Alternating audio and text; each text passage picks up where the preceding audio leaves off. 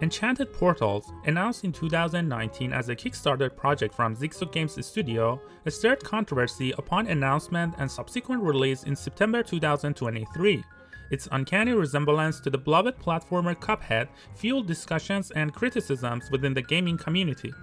In the wake of Cuphead's critical and financial success, Zigzag Games Studio sought to make a fortune by adopting a formula that had proven to be marketable. However, the initial trailer faced backlash for elements blatantly borrowed from Cuphead. Despite the Kickstarter falling short of its goal and the ensuing skepticism, Enchanted Portals shadow dropped on PC and consoles on September 9, 2023, only to be met with widespread negative reviews. This video examines the reasons why Enchanted Portals did not achieve the same level of success as Cuphead, highlighting the areas where it fell short.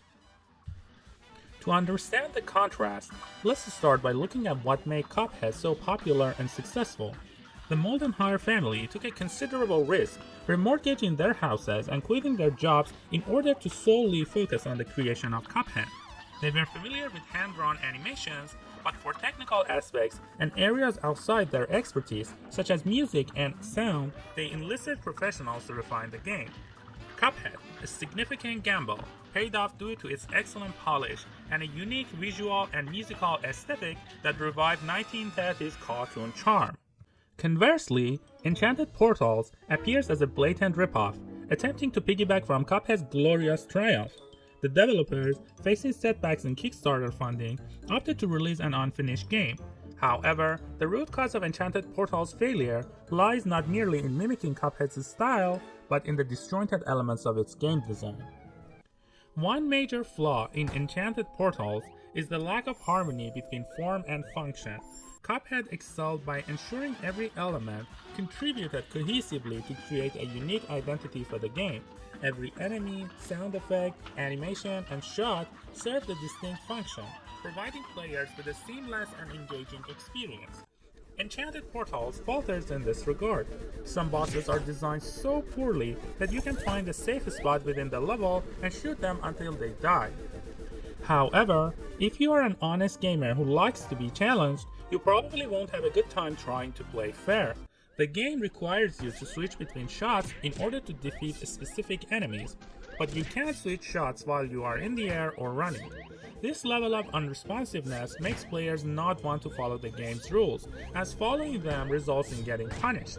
These levels are created from small loops that repeat in static hand-drawn backgrounds. Each time you start a level, the placement and the number of enemies will change. As a result, the level either lacks any challenge or is artificially very difficult. Random generation works best in genres like roguelite. Here, it eliminates the whole trial and error method you could take advantage of in Cuphead. The more you got the hang of where things were and how the enemies behaved, the better shot you had at beating them. Now, let's discuss the important aspects of music and sound, key contributors to Cuphead's distinct appeal. In Cuphead, each shot has a unique sound corresponding to the animation and the way it hits the enemies, harmonizing pleasantly with the background music. Enchanted Portals, in contrast, presents a generic sound for all of its shots, which undermines their diverse functions and animations. Cuphead's sound effects contribute to the overall satisfaction of executing moves, such as the exhilarating clap when parrying an object. The game's up-tempo jazz soundtrack complements both the era it tries to emulate and the fast-paced action of each level. Enchanted Portals struggles in this department. Sound effects are sparse, and many projectiles and enemies simply lack any sound effect.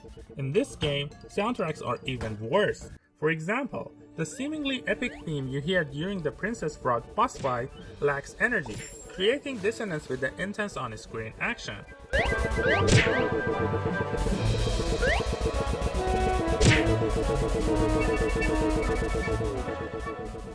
Even when the music aligns with the level's feel, such as in the Bison's boss fight, the absence of sound effects diminishes the player's connection with the soundtrack and the level. These are many ways in which Enchanted Portals prohibits players from being immersed in the game.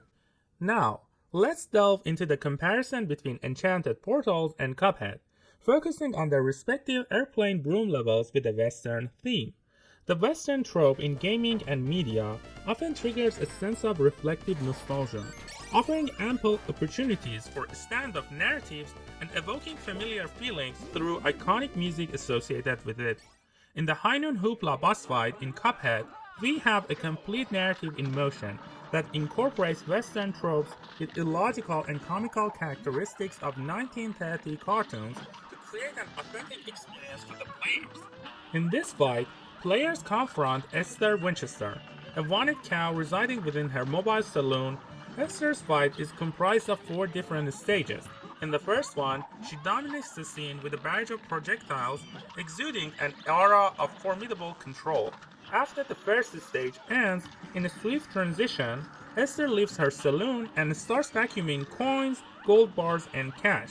The source of these items is not clear, but it's not something that catches the attention of the players.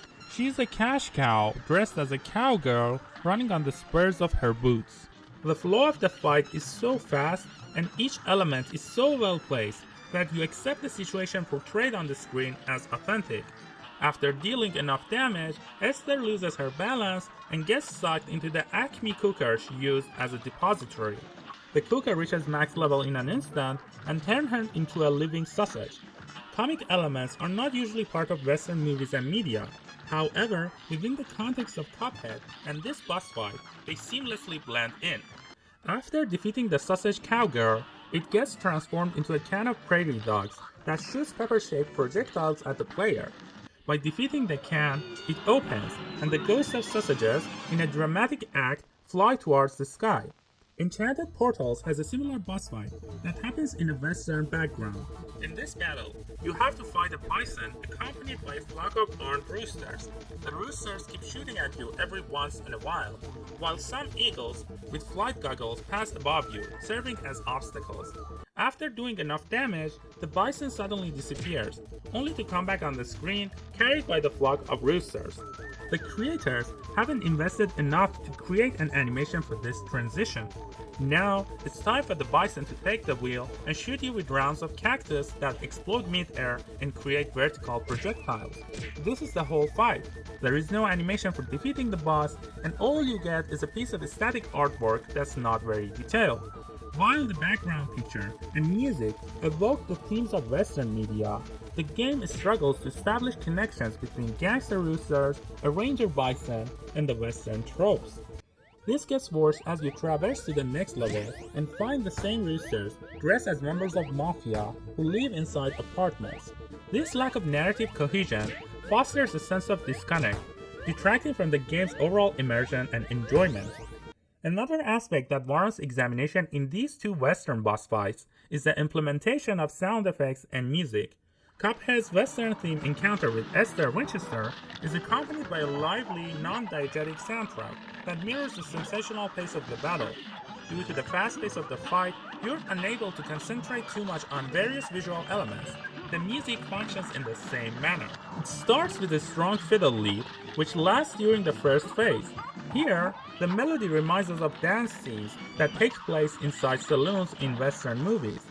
A little further, you start hearing snare drums as Esther starts sending flying balls on the screen. The third instrument that adds another layer to the song is the trumpet, signaling Esther's transformation into a sausage. The music loops back to how it started during the final phase. However, another Western element this time accompanies it, yodels.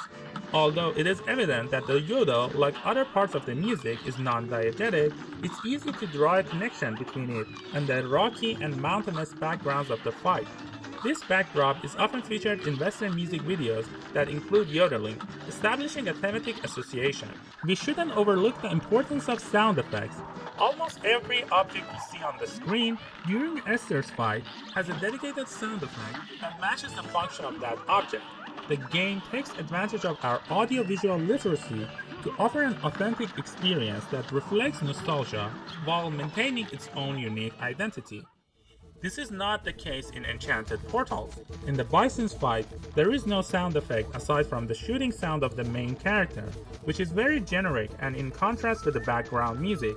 The soundtrack, however, matches the Western aesthetics of the level. There's an underlying human sound that could be associated with the roosters perched atop the bison.